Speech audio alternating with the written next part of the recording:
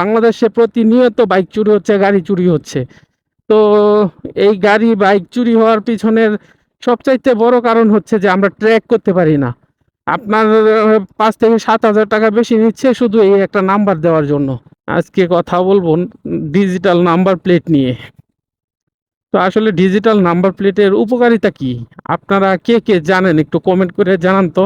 আমি যতটুকু জানি আবার ডিজিটাল নাম্বার প্লেটের কার্যকারিতা কি? ডিজিটাল নাম্বার প্লেটের পিছনে আপনারা দেখবেন যে একটা ট্র্যাকিং ডিভাইসের মতো লাগানো থাকে। আপনাদেরকে একটু দেখানোর ট্রাই করি। ডিজিটাল নাম্বার প্লেটের এই যে এই অংশটা এই অংশটার ভিতরে একটা সিম থাকার কথা, সিমের মতো। যেটা দিয়ে আসলে আমার বাইকটা কোথায় আছে বা গাড়িটা কোথায় আছে সেটা তারা ট্র্যাকিং করে বলতে পারবে। আমরা ভ্যাট দিচ্ছি, ট্যাক্স দিচ্ছি এবং ডিজিটাল নাম্বার প্লেটের জন্য কিন্তু আমরা পেমেন্টও করতেছি।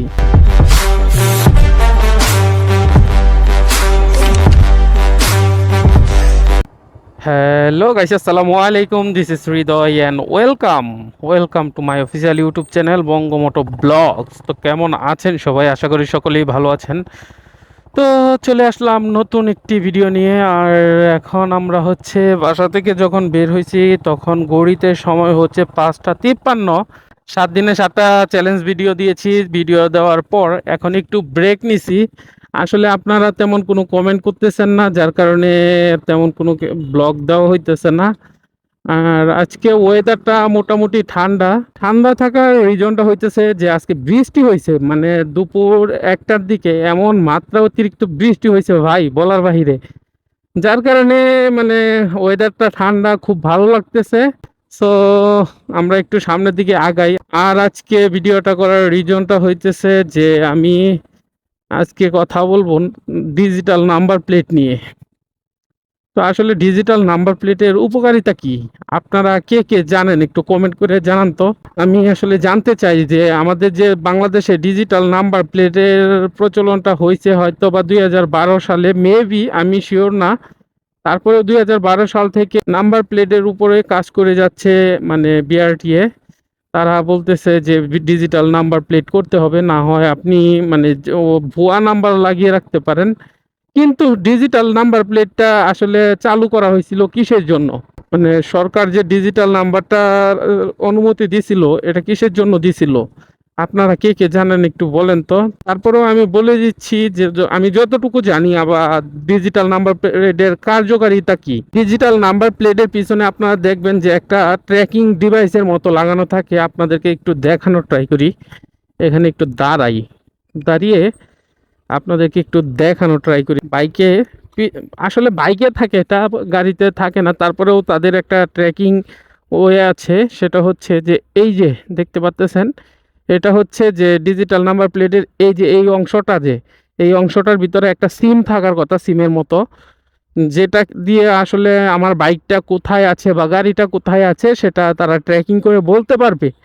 এখন ধরেন আমার বাইকটা চুরি হয়ে গেছে, তো সেক্ষেত্রে তারা কি করবে? আমি যদি তাদেরকে কমপ্লেন করি তাহলে তারা এটা হচ্ছে যে কোথায় আছে বাইকটা বা কোথা দিয়ে যাচ্ছে, তারা কিন্তু এই জিনিসটা বলতে পারবে নাম্বার প্লেটটা লাগানো থাকলে। কিন্তু ঘটনাটা হচ্ছে যে মানে ডিজিটাল নাম্বার প্লেট তো আমরা পাইছি, বাট এটার কোনো কার্যকারিতা আছে?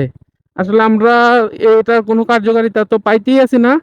আর যেটা পাইতেছি হচ্ছে যে শুধুমাত্র ডিজিটাল নাম্বার প্লেট, মানে ডিজিটাল, নামমাত্র ডিজিটাল। আমি নির্দ্বিধায় বলতে পারি যে এটার কোনো কার্যক্ষমতা নাই। কারণ কার্যক্ষমতা বলতে এটাতে আপনি কি পাচ্ছেন? তেমন কোনো কিছুই পাচ্ছেন না। আপনার ৫ থেকে ৭,০০০ টাকা বেশি নিচ্ছে শুধু এই একটা নাম্বার দেওয়ার জন্য। কিন্তু ভাই একটা জিনিস চিন্তা করে দেখেন কি পরিমাণে কোটি, শত কোটি টাকা কিন্তু এই মানে নাম্বার প্লেটের পিছনে আমাদের চলে যাচ্ছে। বাট আমরা কি এটার কোনো ফ্যাসিলিটি পাইতেছি বা এটা কোনো কার্যকারিতা পাইতেছি? এটার তো কোনো কার্যকারিতা আমরা আজ পর্যন্ত, এখন পর্যন্ত পাই নাই। তবে কেউ কি পাইছে কিনা সেটাও জানি না। তবে যতটুকু জানি আমি, বা কয়েকদিন আগে একটা নিউজও দেখেছি যে এটা হচ্ছে যে মানে ট্র্যাকিং ডিভাইস লাগানো থাকে নাম্বার প্লেটে, বাট এটার কোনো কার্যক্ষমতা এখন পর্যন্ত বাংলাদেশের কেউ পায় নাই। তাহলে আমরা ভাই ডিজিটাল নাম্বার প্লেটটা কেন করি? আমরা ভ্যাট দিচ্ছি, ট্যাক্স দিচ্ছি এবং ডিজিটাল নাম্বার প্লেটের জন্য কিন্তু আমরা পেমেন্টও করতেছি ৫ থেকে ৭,০০০ টাকা মেবি। আমি সঠিকটা আপনাদেরকে বলতে পারতেছি না। তবে আমার মনে হয় যে 6 থেকে 7 হাজার টাকা এখানে বেশি নিতেছে, শুধুমাত্র একটা ডিজিটাল নাম্বার প্লেট দেওয়ার জন্য। কিন্তু ডিজিটাল নাম্বার প্লেটটা যদি দিত, যদি ওই রকম কার্যক্ষমতা থাকতো, তাহলে আমাদের হয়তো বা কাজে লাগতো। বাট এটা তো কোনোভাবেই কাজে লাগতেছে না।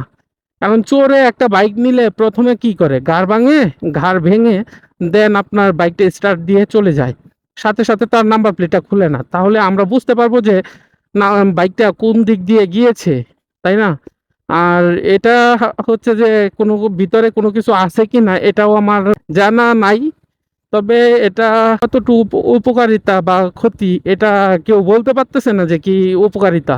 আমরা এই বাইকগুলো চালানোর জন্য হচ্ছে যে যদি আমরা দেখা যাচ্ছে ঢাকা শহর বা বিভিন্ন এলাকায় আমরা থাকি, মফস্বল এরিয়াতেও থাকি, আমরা বাইকগুলো যদি রেখে দেই, তাহলে আমাদের বাইক চুরি হওয়ার একটা সম্ভাবনা থাকে। বাংলাদেশে প্রতিনিয়ত বাইক চুরি হচ্ছে, গাড়ি চুরি হচ্ছে।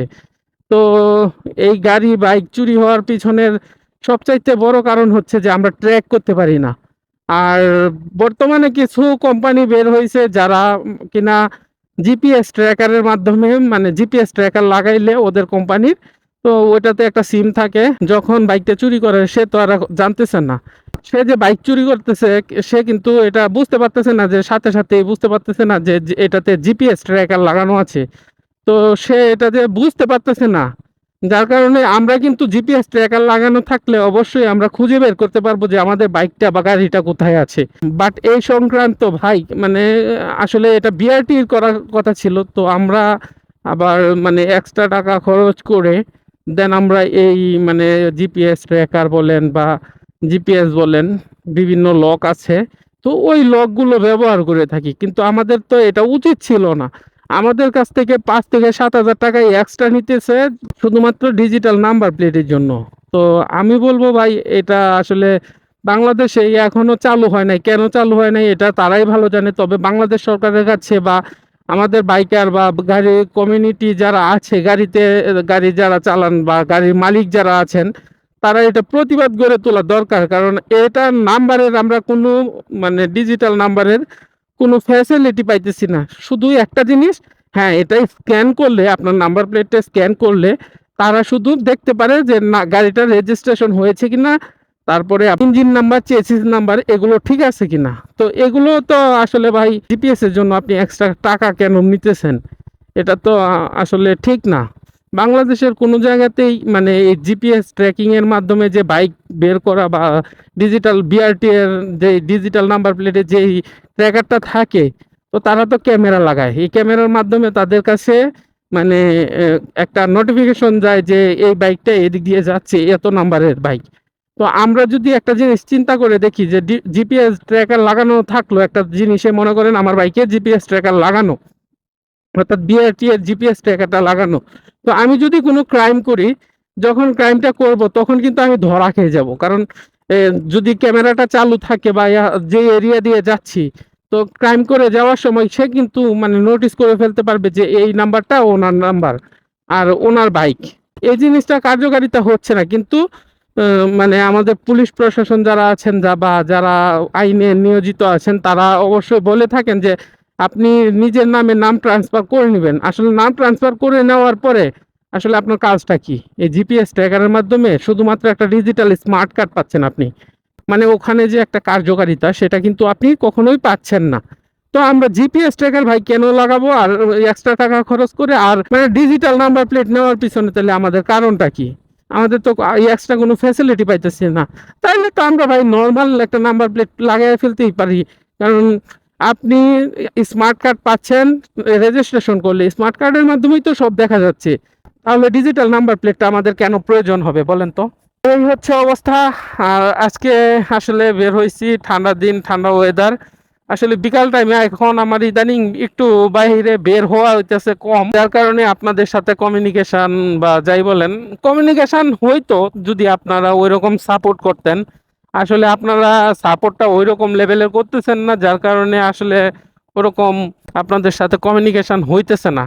আমি আসলে আগামী ব্লগে দেখানোর চেষ্টা করব একটা বাইকে আমি কি কি মডিফিকেশন করেছি এই পর্যন্ত, টোটালি আমার বাইকটাতে কত টাকার মডিফিকেশন করেছি আর কত টাকা খরচ হয়েছে। আসলে এই খরচটা কি আমি বাইকটা যদি এখন সেল করে দেই, তাহলে কি এই খরচটা কি আমি পাবো কিনা, বাইকের পিছনে আপনি যত টাকাই খরচ করেন সেই টাকাটা কি আপনি তুলতে পারবেন কিনা বা তোলা সম্ভব কিনা সে সম্পর্কে আমি আগামী ব্লগে বলবো।